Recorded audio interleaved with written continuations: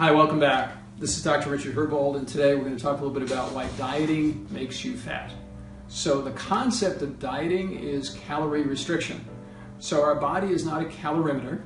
It does not respond to calories. It responds to timing and frequency and density of nutrients that we put into our system. It also responds to allergenicity of foods as well. So when I lecture to physicians throughout the country on functional neuroendocrine problems, I always talk a lot about two pieces to dieting. One has to do with insulinogenic indexes, which means basically the reaction of food from a sugar perspective in your body. So if you're eating Twinkies and Ding Dongs, which have lots and lots of sugar in them, as compared to fruits and vegetables, which have a different type and a different level of sugar, that's part of this discussion.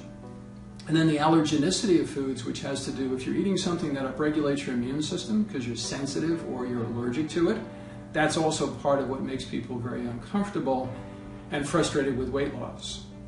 So when we look at weight loss, weight is determined in our brain in the hypothalamus. The hypothalamus basically is where we have the set point for our metabolism. And unfortunately, it takes up to 6 months, actually minimally up to 6 months, for us to change our hypothalamic set point in changing our diet. And it's not necessarily just eating calories. People who eat tremendous amounts of calories but burn those calories and are not sensitive to those calories are people, like Phelps. So we look at Phelps, and I think he was eating 8,000 to 10,000 calories or more a day. He'd have stacks of chocolate chip pancakes, and then he'd go swim for 6 hours or whatever the case may be, or have 2-hour practices 3 times a day or 4 times a day. So depending on your activity level, depending on the fuel that you're consuming, to a great degree, it's not necessarily just the amount of calories that you eat, and it's not a question of dieting. It's a question of balancing your blood sugar and taking the stress out of the system. Cortisol, which is a hormone made in our adrenals, is actually what we call a glucocorticoid. So every time you're stressed out, you could be eating perfectly, and having an adrenal stress response could also throw off your physiology and your metabolism for losing weight or maintaining a good physiology.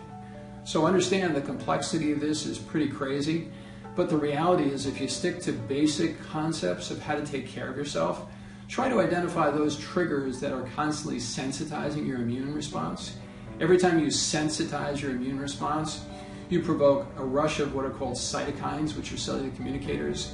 And these cytokines basically send good and bad messages. They're all good messages because they're important to maintaining our physiology. The bad, quote unquote, there's no such thing as those, but the negative ones are usually the ones that create more inflammation and tissue breakdown. And we need a balance of both. If we're building a house, we need to be able to knock down the old house to build a new house. So this balance in our physiology, when it becomes skewed in one direction, is the reason why a lot of people struggle with their health, whether it be weight, whether it be cancer, whether it be inflammatory responses, whether it be autoimmunity, whatever the case may be. So I hope that concept of caloric restriction, which is I think what I was really poking at, is something that's important to appreciate, that it's not just restricting calories, because that never works well in the long run. In the long run, restricting calories, unless you want to live on 700 calories a day, which you can't, is ultimately going to rebound, and by getting used to low caloric eating at that level, it changes that set point, and then it can work in reverse of actually losing weight. So your body gets used to the 700 calories, and then when you increase your calories, you actually gain weight.